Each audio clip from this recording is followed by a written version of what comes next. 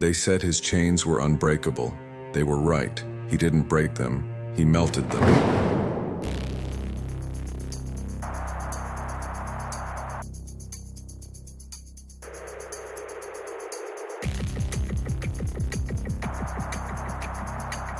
Every morning before the sun rose, Elias went to the forge, not to build, but to bind.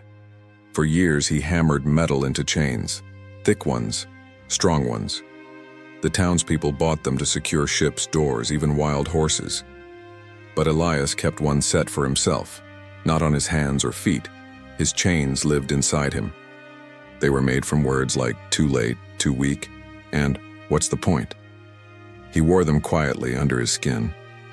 One day, a boy from the village asked him, "Why do you make so many chains?" Elias replied, without looking up, "Because everyone's afraid of something coming loose." But that night, lying in his dark room, Elias realized he wasn't afraid of losing something. He was afraid of changing. The storm that came that night wasn't from the sky. It came from inside him. He dreamed of the things his chains had kept him from: a letter he never sent, a path he never took, a friend he stopped calling because silence was easier.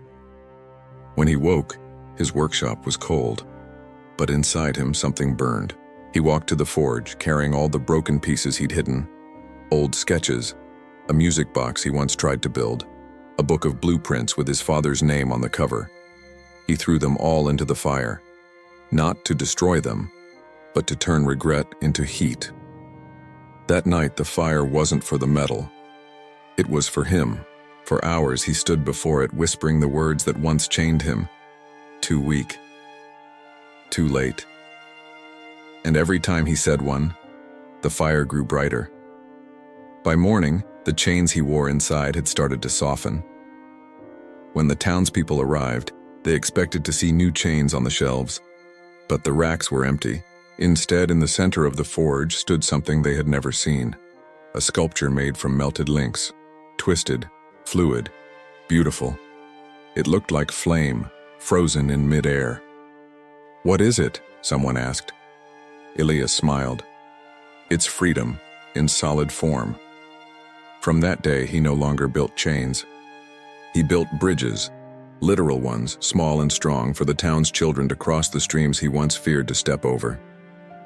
Years later, a traveler stopped by his forge. A young woman, heavy-hearted, her wrists marked by invisible burdens. She asked, "Can you make me a chain strong enough to hold me together?" Elias thought for a long moment. Then he handed her a small piece of his melted sculpture.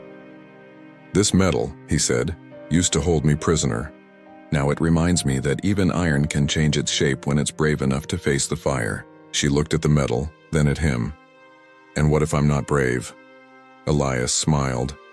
"Then start small. Light one spark. Even fear melts in enough warmth." He never broke his chains. He melted them, with patience, courage, and the quiet fire of choosing again and again to change. Because real power doesn't roar. It glows. It warms. It softens what fear once made hard.